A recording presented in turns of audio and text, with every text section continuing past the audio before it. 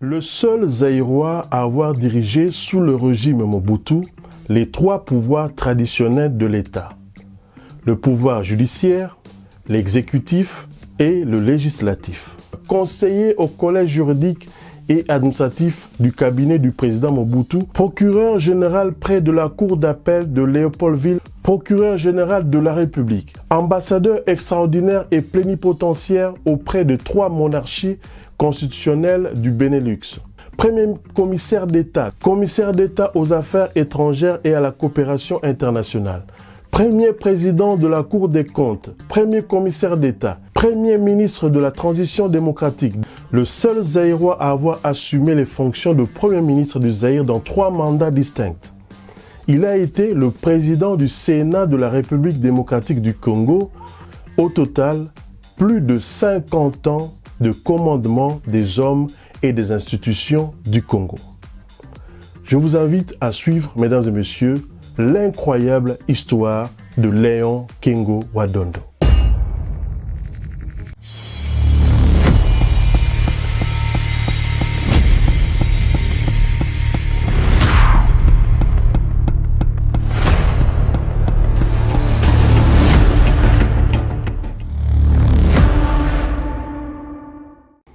Bienvenue dans NCN, ici c'est le pape Popol Ier, la figure emblématique, Popol Mukelenge Fomukoi, Popol Prof. Merci de nous suivre sur NCN. Aujourd'hui, nous avons une très bonne histoire à vous raconter, l'histoire d'un homme exceptionnel, un homme qui a dirigé le Congo pendant près de 50 ans.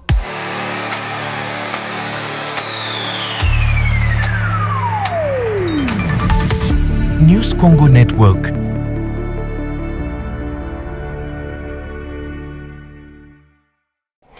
Nous sommes le 22 mai 1935 à Libenge, dans la province de l'Équateur, à l'époque du Congo belge, actuellement province du Sud-Bangui. Un enfant est né, nommé Léon Lubitsch.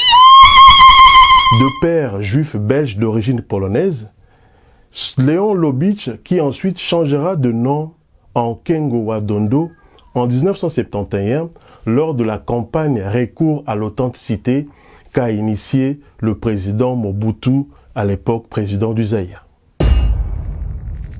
Pour bien comprendre l'histoire de Léon Lubitsch, nous devons faire un retour en arrière. Le 18 octobre 1908, le Congo est devenu une colonie belge, tandis que ses voisins limitrophes de l'Est, je cite le Rwanda, le Burundi et le Tanganyika, actuellement Tanzanie, sont des colonies allemandes. 2 ans après le déclenchement de la Première Guerre mondiale, nous sommes en 1916, le général allemand Paul von Lettow von Vorbeck, commandant des forces coloniales de la Deutsche Ostafrika, qui veut dire l'Afrique orientale allemande. Donc ce commandant décide d'attaquer le Congo belge par la frontière rwandaise pour récupérer les mines d'or des Kilomoto en Ituri. Vous comprenez que l'histoire d'agression est banda depuis Kala. La force publique, l'armée congolaise, va réagir énergiquement contre cette agression en repoussant les Allemands, l'ennemi en dehors des frontières. Les militaires congolais libèrent le Rwanda le 9 mai 1916 et le 6 juin, ils libèrent le Burundi. C'est ainsi que, pour remercier la Belgique pour sa contribution à la victoire contre l'Allemagne, grâce à la force publique, l'armée congolaise de l'époque, la Société des Nations Unies, l'ONU de l'époque, confie en 1923 la gestion du Rwanda-Urundi, les 2 provinces de Rwanda-Urundi à la Belgique. Ces 2 territoires deviennent une sorte de provinces du Congo belge. À la fin de la crise, beaucoup de militaires congolais reviennent au pays avec des épouses rwandaises et burundaises comme butin de guerre.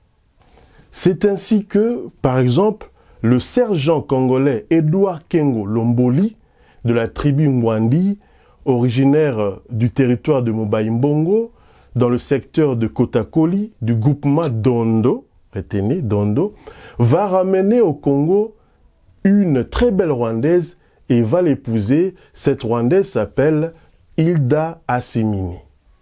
De cette union naîtra 2 filles, Marie-Claire Mukanda Kess et sa sœur Lucie. Marie-Claire Mukanda, l'aînée du couple Edouard Kengo, le sergent congolais, et Hilda Assimini, la Rwandaise. De cette union naîtra Marie-Claire, et Marie-Claire deviendra employée à l'hôpital général de Libenge dans la province de l'Équateur, où Marie-Claire a eu une relation amoureuse avec un médecin juif belge d'origine polonaise, le docteur Michel Lobich. Et Marie-Claire va donner naissance à un bébé garçon, Léon Lobich.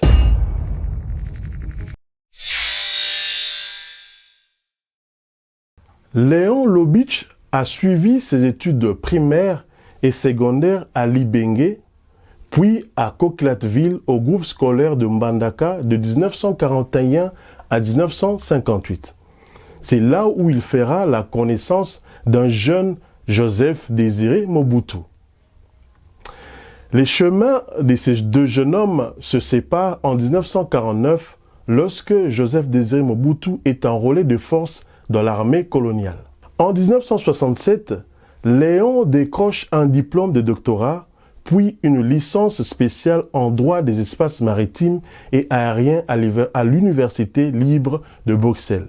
Dès son retour au Congo, une longue carrière au service de l'État l'attend. Son ami Mobutu, de jeune âge, devient président et lui donne les hautes fonctions de la République. 1. Conseiller au collège juridique et administratif du cabinet du président Mobutu de 1967 à 1968. Léon Lobich, procureur général près de la cour d'appel de Léopoldville en 1968. Encore lui, Léon Lobich, procureur général de la République de 1968 à 1979. Ambassadeur extraordinaire et plénipotentiaire auprès de 3 monarchies constitutionnelles du Benelux, Belgique, Néderlande, Luxembourg, de 1979 à 1982. Léon Lobich, devenu Kengo, Léon Kengo Adondo, premier commissaire d'État de 1982 à 1986. Commissaire d'État aux affaires étrangères et à la coopération internationale, de 1986 à 1987. Premier président de la Cour des comptes, de 1987 à 1988. Léon Kengo Adondo, premier commissaire d'État, de 1988 à 1990. Premier ministre de la Transition démocratique de 1994 à 1997. Il est le seul Zaïrois de l'époque à avoir assumé les fonctions de Premier ministre du Zaïre dans 3 mandats distincts. 1982 à 1986, 1988 à 1990 et 1994 à 1997.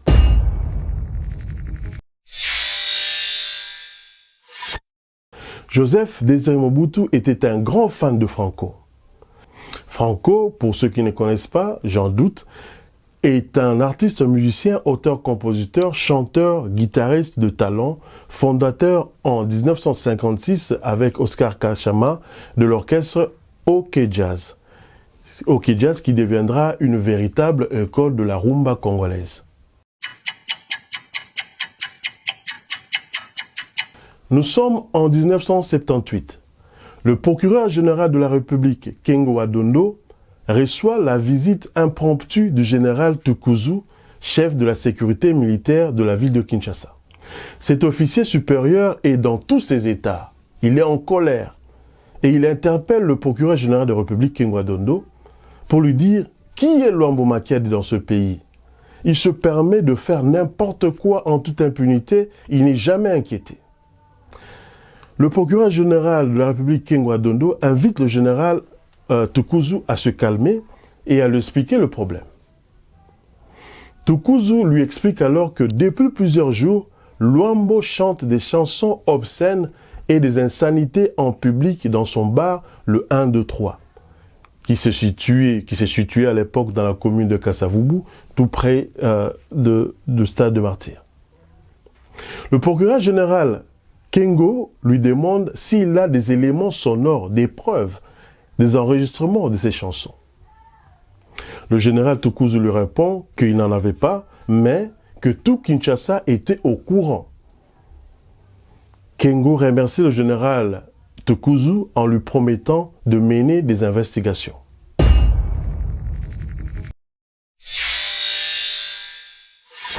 Le soir même, le procureur général de la République, Kengo, envoie 2 inspecteurs judiciaires au concert de l'Ok Jazz à 1-2-3, où ils se dissimulent dans le public des mélomanes de Luambo. Ne se doutant de rien, Franco de Miamor se lance dans la prestation de ces 2 fameuses chansons, Hélène et Jackie.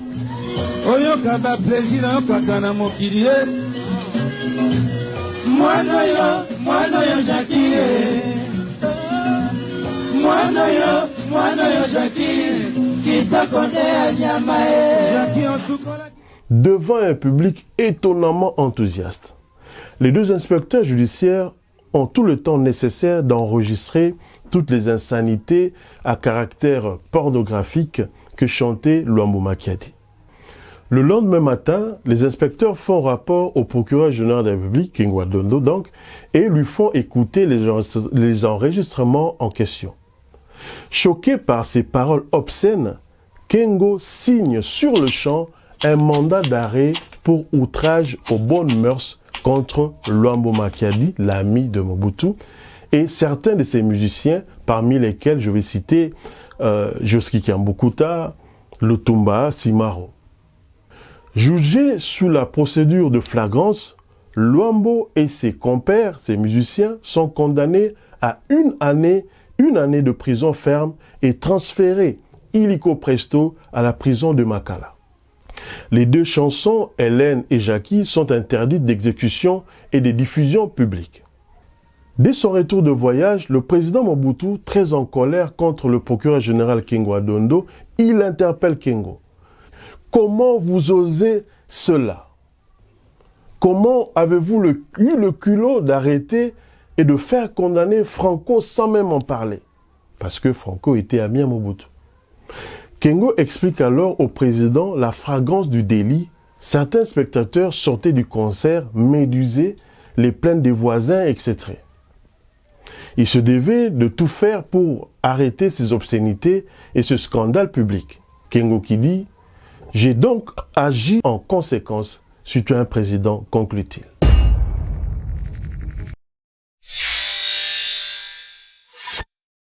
Un soir du mois de janvier 1980, Kengo Adondo rend visite comme d'habitude au président Mobutu chez lui au Mont Galema. Ils sont assis autour d'un verre. Ils seront aussi en compagnie de Lito Moboti, le cousin du président Mobutu. Kengo est informé que Lito Moboti est le chef de file de la croisade qui est lancée contre lui auprès du président de la République.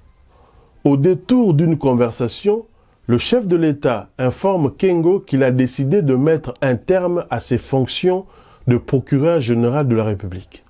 Bien qu'il ait été prévenu de la décision, Kengo Adondo subira quand même de plein fouet les chocs violents lorsque l'ordonnance présidentielle sera lue, l'ordonnance portant sa révocation. Et cette révocation est publiée le 18 janvier 1980.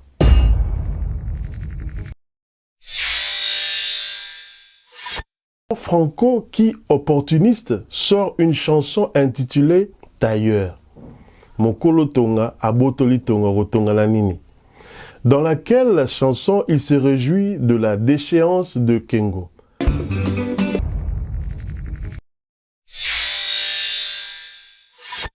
Revenons donc à Kengo Adondo. Léon Kengo Adondo était connu pour son approche technocratique de la gouvernance et sa plaidoyerie en faveur de la mondialisation économique et des politiques de libre-échange. Voici quelques-unes de ces politiques notables. 1. La libération économique. Kengo a promis l'économie de marché en encourageant des investissements étrangers et la privatisation des entreprises publiques. l'administration Kengo a cherché à intégrer le Zaïre, RDC aujourd'hui, à l'économie mondiale. 2. La gouvernance technocratique. Kengo a nommé des technocrates hautement qualifiés à des postes clés du gouvernement, dans le but d'améliorer l'efficacité et la gestion économique. Kengo a privilégié la stabilité économique au populisme politique, ce qui l'a parfois rendu impopulaire auprès des groupes d'opposition. 3. L'indépendance judiciaire. En tant que haut magistrat, Kengo a soutenu l'autonomie du pouvoir judiciaire en arguant que le Conseil de la magistrature était la branche la plus indépendante du gouvernement malgré le régime centralisé de Mobutu. Kabila qui pointait à l'horizon, mais le régime de Mobutu s'effondre en mai 1997.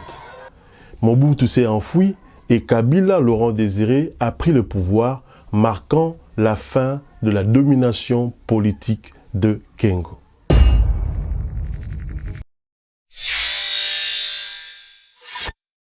Kengo s'est retiré de la vie politique après la chute de Mobutu, mais il revient plus tard en 2006 pour soutenir Jean-Pierre Mbemba lors des élections présidentielles. En 2007, Kengo devient président du Sénat de la République démocratique du Congo jusqu'en 2019. Le long parcours de Kengo, sa réputation d'homme de conviction et de rigueur lui ont valu de la part de sa mère le surnom de Léon l'État.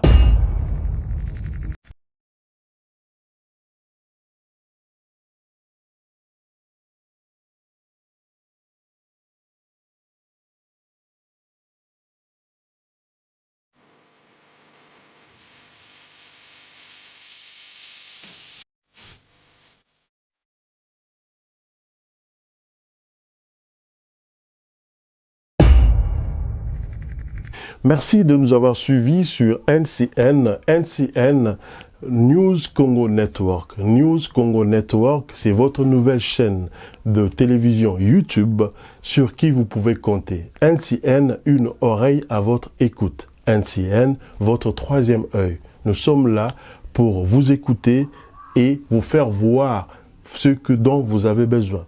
Si ce document vous a plu, n'hésitez pas de vous abonner sur notre chaîne, cliquez la cloche de notification pour ne rien manquer. Nous sommes donnés cette mission de vous informer et de vous raconter les véritables histoires de nos célébrités. Merci de nous avoir suivis et à la prochaine occasion. News Congo Network, Popol Mukeling.